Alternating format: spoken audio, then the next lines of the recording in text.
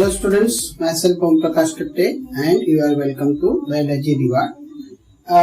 In previous videos of the DNA fingerprinting, we have discussed the first one, terminology in DNA fingerprinting, and then second video we have discussed regarding the technique developed by the Alex Jeffrey and the procedure of DNA fingerprinting. Now this video we are learning regarding the application of the DNA fingerprinting. So where the DNA fingerprinting is useful, so that's we have to study today, application of DNA fingerprinting. So in application of DNA fingerprinting, first one, DNA fingerprinting is very useful identification tools in forensic science. It is the very important tool in forensic science. DNA fingerprinting is a very useful identification tool in forensic science. So in forensic science, it helps to identify the person. There are different types of persons, so unique persons are there. So we can identify the person very easily by DNA fingerprinting. It helps to determination of the paternity in case of dispute. So who is father, who is mother, or who is son. So this type of, if their paternity related disputes are there, so that is solved. So it helps for determination of the paternity in the case of dispute. It's important to identify the criminal. Such type of crimes are done, rape, murder, robbery, theft. So in such process, we can easily identify the criminal in case of the rape, murder and robbery and theft. Another, it's also help to identify that the immigrants in the closely related to already established residents. It means if any persons come from the outside, so that person is called the immigrant. So this person who come from the outside, that is immigrant. So by the DNA fingerprinting, we can identify that immigrant person is closely relative of the person who is established here. So that is the use of DNA fingerprinting. DNA fingerprinting is also useful to identify the racial group of rewrite biological duration. So by this DNA fingerprint, the blood is of the dog or blood is of the human being or blood is of the cat. This type identification is also done by the DNA fingerprinting. And these are the criteria where the forensic science, this DNA fingerprinting is used. Another, except the forensic science, the DNA fingerprinting is helpful for determining the population and genetic diversity. So, we have to discuss now how the DNA fingerprinting is useful for the identify the criminal. So, we are discussing with the one example how the DNA fingerprinting is useful for the identification of the criminal. One important thing, any crime is done on this place. So crime is done, suppose I am taking the murder. So murder is done in the one place. So crime is done in the one place and its crime is murder. So from place where the murder is done, from this one, the police got the investigation agency got the sample of blood. So blood sample is received from the murder scenes or from the murder spot. So the crime is done on the place where the investigation agency, it got the stain of blood. So first one, stain of blood. Now from the stain of blood, due to the DNA fingerprinting, This chain is isolated, and from this chain, the isolation of DNA is done. So this DNA we obtain from the crime scene. Now, who has done the crime? So we are having the three person A, person B, and person C. These are the suspected person. Might be they have done the crime. So in DNA fingerprinting, what is done? The cell blood part of the blood stain of the blood of this person A, person B, and person C are taken separately. From this blood, the chromosome is isolated. Chromosome and chromosome, we are isolating. Now, on each individual, on the chromosomes,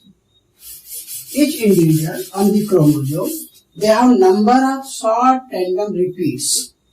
So, this is the pair of chromosome of this person A.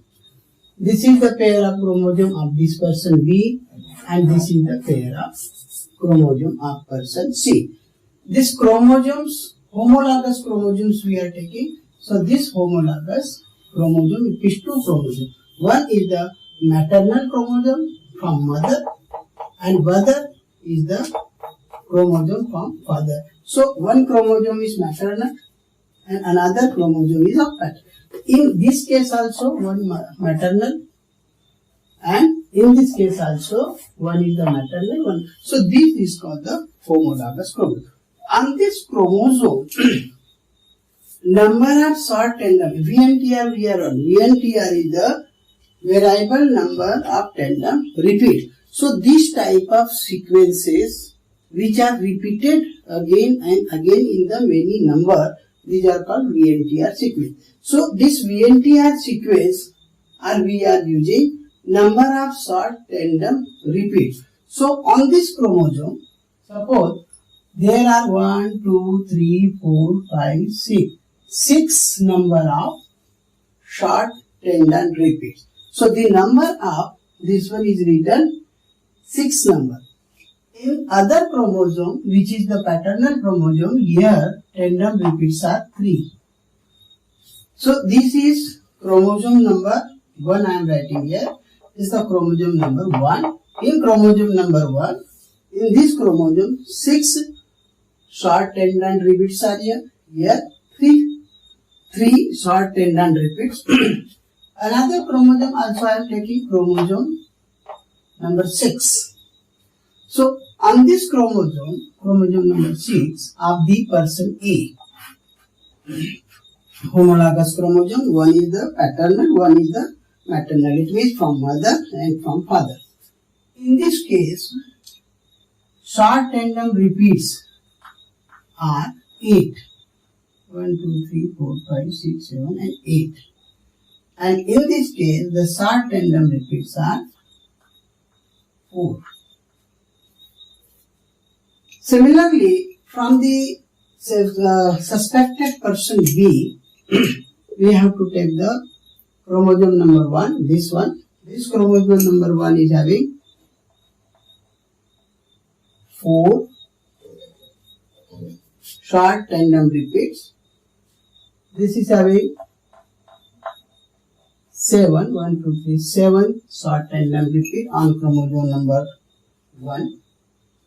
Then on chromosome number 6, this chromosome number 6, 1, 2, 3, 4, 5. 5 short tandem repeats. Here 1, 2, 3, 4, 5, 6, 7 tandem repeat. Then individual number 3, on this chromosome 1, 2, 3, 4, 5, 6, 7 tandem repeats. Here 2 tandem repeats on chromosome number 1. Chromosome number 6, homologous chromosome. In this chromosome, this individual is having 1, 2, 3, 4, 5, 6, 7, 8, 9.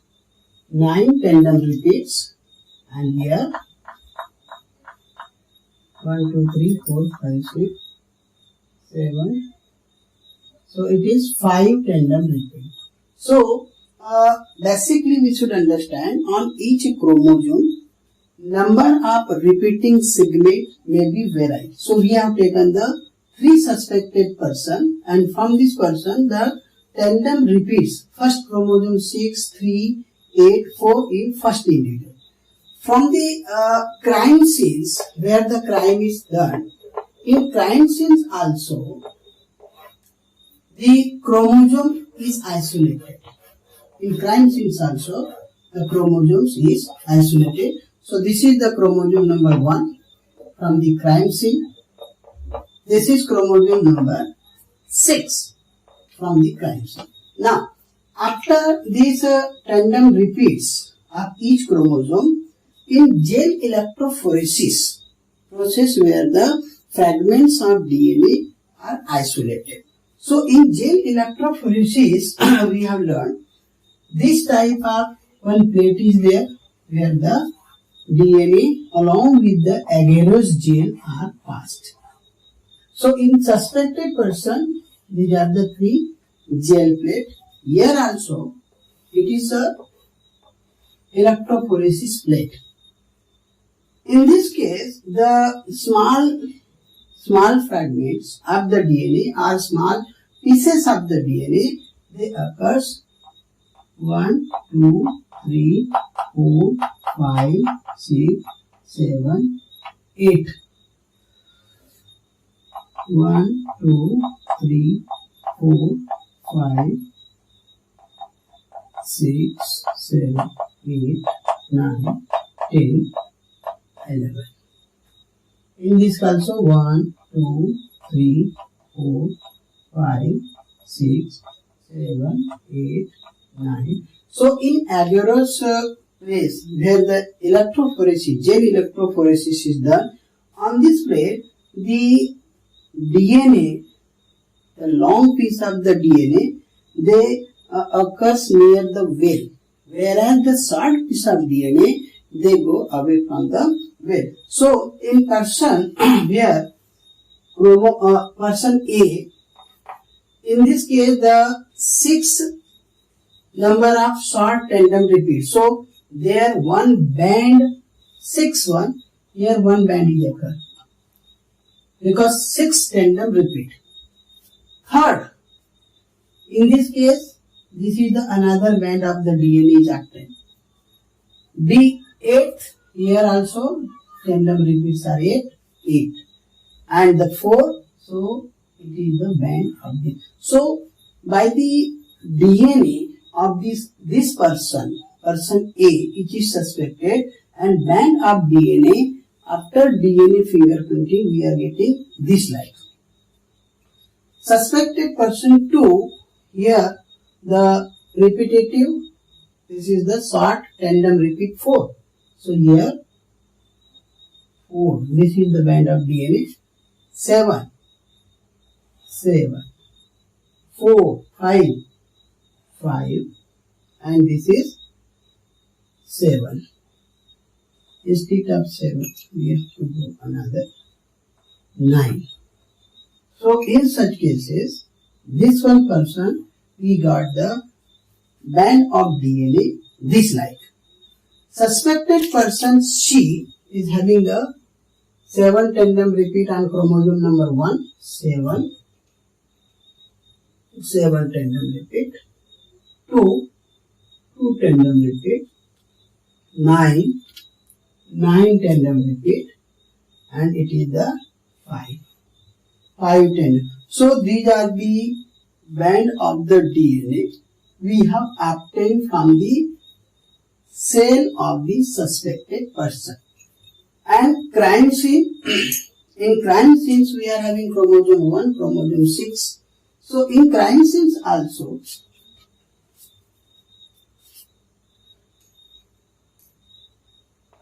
one, two, this 7,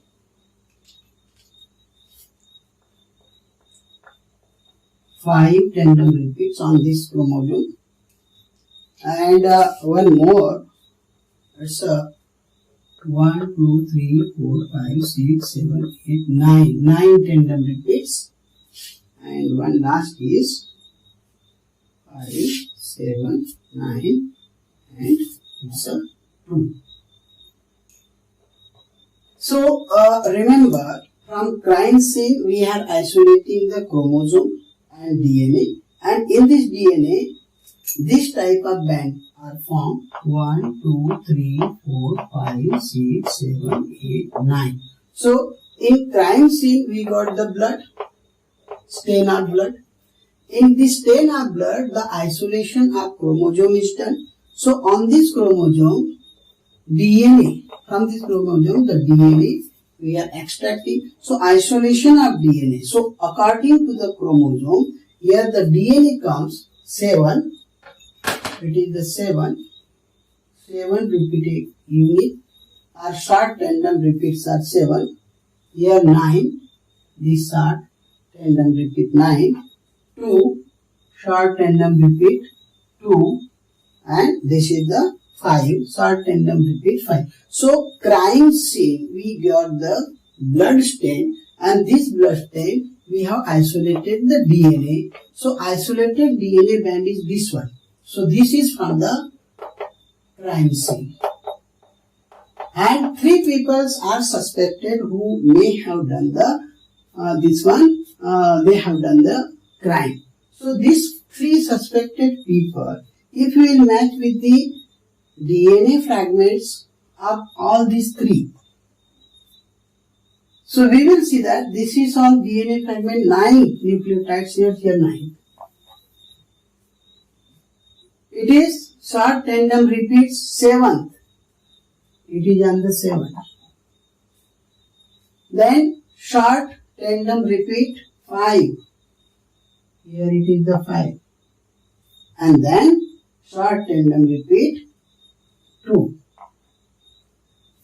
Except this one, this is having the one another. This is the crime scene's DNA pattern, and this is the DNA pattern of the suspected people. So in A, this type of pattern is not available, so it is not involved in the crime. B, this type of pattern 9, 7, 5. 9, 7, 5, and 4 is not having, here 3 is there. So 5, 7 and 4 pieces. 3. And this 3 part.